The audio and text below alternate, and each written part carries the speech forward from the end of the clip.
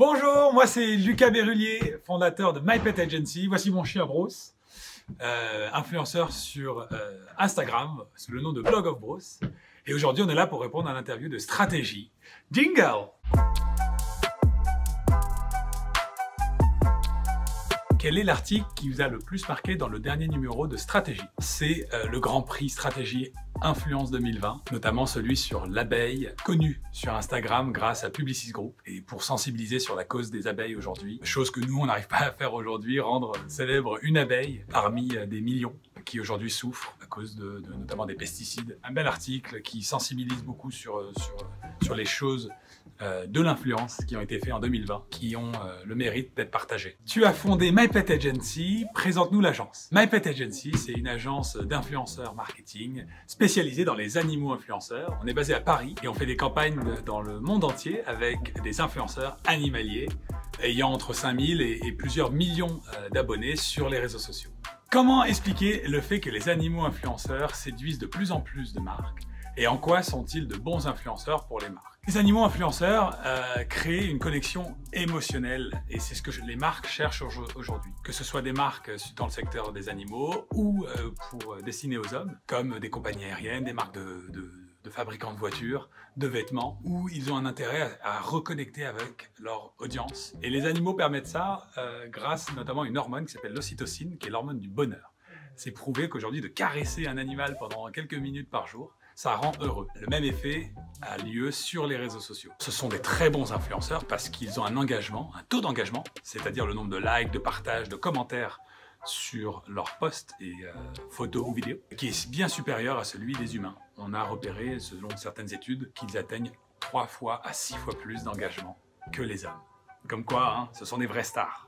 Comment trouves-tu les animaux les plus engageants et qui sont-ils en France? On a beaucoup de chance d'être la seule agence à faire ça en France, voire même en Europe, et donc les meilleurs comptes viennent à nous. Ils nous contactent, ils nous demandent à ce qu'on les représente, et nous on n'a plus qu'à choisir ceux qui correspondent le mieux à nos critères de sélection, qui sont le bien-être animal, le respect bien sûr, la qualité du contenu et des photos, et le fameux taux d'engagement en fonction du nombre total d'abonnés. Aujourd'hui en France, on a repéré plus de 3000 comptes d'influenceurs animaliers et on travaille avec une grosse centaine d'entre eux de manière très régulière. On en représente même exclusivement, notamment Choupette, le chat de Karl Lagerfeld. On a aussi Kitty et Lala, les chiennes de Natou, et de nombreux autres talents animaliers. Quels sont les contenus qui fonctionnent le mieux? Les contenus qui fonctionnent le mieux sont les contenus vidéo et photos sur Instagram. Tout ce qui fait rire, tout ce qui génère une émotion positive engage énormément. Les contenus un peu choquants, les contenus un peu révélateurs aussi engagent beaucoup, mais pas toujours pour les bonnes raisons. Chez My Pet Agency, on se concentre sur les contenus positifs qui sont là pour améliorer soit la condition animale, soit l'état d'esprit des gens. C'est pour ça que dans le cadre de notre agence, on crée aussi des événements, notamment des réunions type conférence, qui réunit des amoureux, des passionnés des animaux, ainsi que des événements sportifs pour partager des moments de bien-être avec son animal. On traverse des obstacles avec son animal de compagnie, ce qui vient renforcer vraiment le lien intime entre un humain et son animal de compagnie.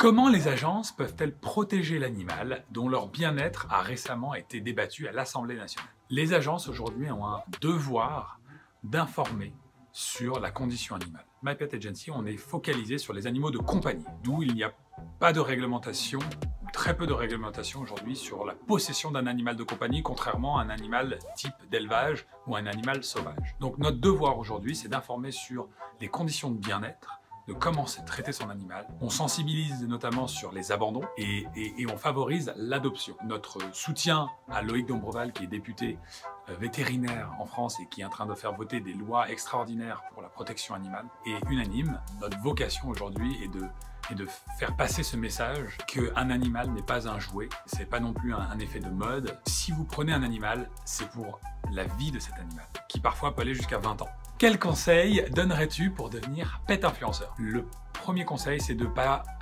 le faire pour l'argent, c'est de le faire par pure passion et amour pour son animal. Si on a un animal qui est rigolo ou une attitude un peu particulière ou mérite à ce que son histoire soit partagée. Dans ces cas-là, c'est une bonne motivation. Le but d'un influenceur est d'apporter quelque chose d'unique, quelque chose qui vient apporter de la valeur à la société. La deuxième raison, c'est la qualité du contenu qu'on est capable de créer. Des belles photos, bien éclairées, bien lumineuses, où on se met plutôt au niveau du visage de l'animal, où on peut voir ses expressions. Et pour finir, de bien maîtriser les réseaux sociaux, savoir bien utiliser tous les hashtags et les tags, de partager du contenu régulièrement, de poster une fois par jour la photo du jour. Si vous faites un bon contenu dont vous êtes fier, ça suffit et vous allez avoir une communauté de gens qui vont vous suivre pour ce que vous êtes.